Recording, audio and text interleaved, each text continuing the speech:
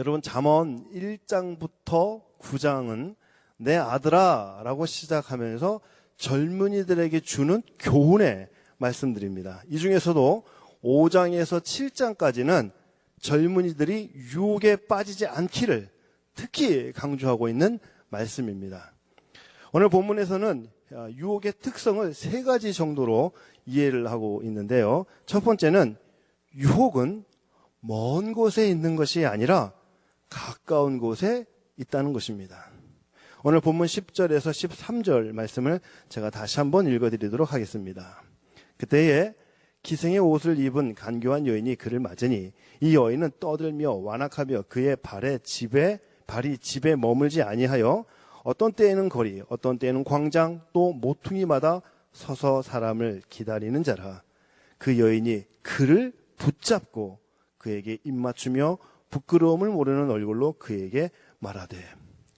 여러분, 강교한 여인, 즉 음녀가 유혹하기 위해서 도사리고 있고 기다리고 있는 그것은 거리, 광장, 모퉁이라고 말하고 있습니다. 여러분, 이런 곳이 어떤 곳일까요? 그냥 우리 주변에 있는 곳입니다. 그리고 누구나 쉽게 지나다닐 수 있는 곳입니다. 여러분, 우리를 넘어뜨리려는 죄, 우리를 유혹하는 그 죄는 멀리 있는 것이 아니라 바로 내 곁에 있음을 알아야 합니다. 우리가 매일 보는 스마트폰, 인터넷, 또 TV 이런 것들이 유혹의 매체가 되기도 합니다. 종종 이것들을 통해서 보여지는 광고들을 보면 우리 자녀들과 함께 보기에는 좀 민망한 광고들도 자주 나옵니다. 어떤 분들에게는 매일 가는 직장이, 매일 가는 사업장이 유혹거리가 되기도 합니다. 좀 더 돈을 벌기 위해서, 좀 더 높은 자리로 승진하기 위해서, 더 좋은 직장을 구하기 위해서 믿음의 순위를 내 삶의 우선순위의 하위로, 저 아래로 내려놓는 유혹을 받기도 합니다. 사랑하는 성도 여러분, 우리를 하나님으로부터 멀어지게 하고 또 멀리 떠나게 하고 영적으로 넘어지고 쓰러지게 하는 이 유혹들은 결코 멀리 떨어져 있지 않습니다. 두 번째 유혹은 위선과 오감을 자극하는 것들로 채워져 있습니다. 14절을 보시면 유혹하는 이 여인이 화목제를 드렸다고 말합니다. 화목제. 여러분, 화목제가 뭡니까? 사람과, 인간과 하나님과의 관계를 회복시키는 그런 제사입니다. 이 거룩한 제사를 지금 음녀가 드렸다라고 말씀합니다. 음녀가 드린 이 화목제는 자기를 포장하고 자기 이익을 위해서 위선적으로 드린 제사라는 거예요. 그래서 음녀의 이러한 모습은 종교적인 옷을 입고 하나님과는 전혀 상관없는 삶을 사는 사람의 모습을 말씀해주고 있습니다. 또한 유혹은 오감을 자극하는 것을 가지고 있습니다. 본문 16절을 볼까요? 내 침상에는 요와 애굽의 무늬 있는 이불을 폈고 몰약과 침향과 계피를 뿌렸노라. 오라, 우리가 아침까지 흡족하게 서로 사랑하며 사랑함으로 희락하자. 여러분, 당시 이 애굽은 당시에 가장 매력적인 도시였습니다. 그래서 애굽에서 만들어지는 그 제품은 많은 사람들의 마음을 사로잡았습니다. 뿐만 아니라 몰약, 침향, 계피 이런 것들은 바로 그 오감을 자극하는 상징적인 것들이었습니다. 가정법원에서 이 불륜으로 이혼한 사람들 가운데 종종 이렇게 말하는 분들이 있어요. 우리는 외도한 분이 하는 이야기입니다. 우리는 그저 사랑했을 뿐이고 연애했을 뿐인데 사랑하는 것이 죄가 됩니까? 이렇게 이야기합니다. 여러분, 사랑은요 참 아름다운 것입니다. 사랑은 하나님이 우리에게 주신 선물입니다. 하지만 절제되지 못한 사랑은 개인의 삶을 무너뜨리고 가정을 파괴합니다. 여러분, 성령의 9가지 열매가 있습니다. 그죠? 성령의 9가지 열매 중 가장 뒤에 있는 열매가 뭐냐면 절제라는 거예요. 그래서 이 성령의 9가지 열매, 다른 이 열매들을 아름답고 은혜롭게 만드는, 이것들을 균형 있게 만드는 것이 뭐냐면 절제라는 겁니다. 그러므로 사랑도 절제가 있어야 돼요. 절제되지 않는 사랑은 죄가 되는 것이고 파멸의 길로 가는 것입니다. 여러분, 이러한 절제는 어떤 도덕적 윤리로 절제를 이루어가는 것이 아니라 하나님의 말씀 안에서 절제가 이루어져야 됩니다. 여러분, 사탄이 이 오감을 자극하는 이 유혹은, 사단의 이 오감을 자극하는 유혹, 이것은 창세기 3장으로 거슬러 올라갑니다. 사탄은 하와에게 오감을 자극하는 유혹을 합니다. 3장 4절에서 5절 말씀입니다. 제가 읽어드리겠습니다. 뱀이 여자에게 이르되 너희가 결코 죽지 아니하리라. 너희가 그것을 먹는 날에는 너희 눈이 밝아져 하나님과 같이 되어 선악을 알 줄을 하나님이 아심이니라. 이 사단의 달콤한 유혹에 현혹된 이 하와가 다시 선악과를 본즉 어떻게 됩니까? 탐스러워 보입니다. 다시 선악과를 본즉 보암직도 하고 먹음직해 보입니다.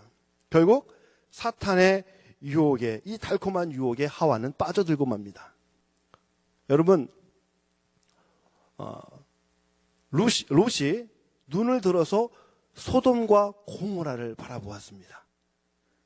바라보았더니 에덴 동산 같고 애굽 땅과 같다고 말합니다. 화려한 애굽 땅과 같다고 이야기합니다. 풍성해 보이고 기름져 보이는 그 땅을 바라보며 오감에 이끌려간 이 롯의 끝이 어떻습니까? 그 끝은 심판이었습니다.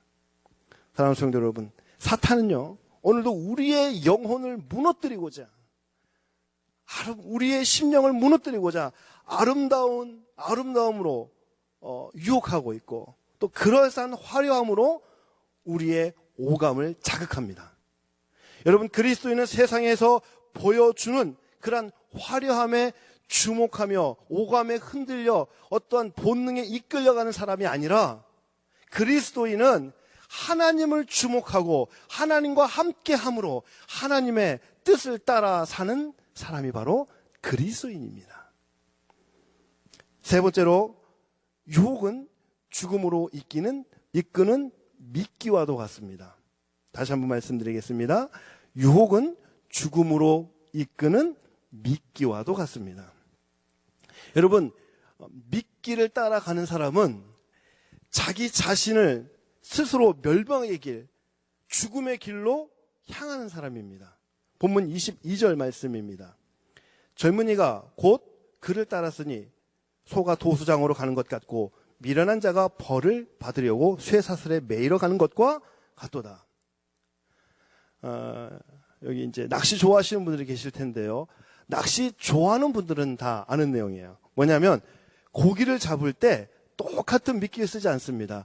고기마다, 내가 잡고 싶은 고기마다 다른 미끼를 사용합니다. 예를 들어서 크로커나 아니면 블루피쉬를 잡을 때는 브로드웜을 사용합니다. 그러니까 붉은 지렁이 있잖아요. 빨간 지렁이를 사용합니다.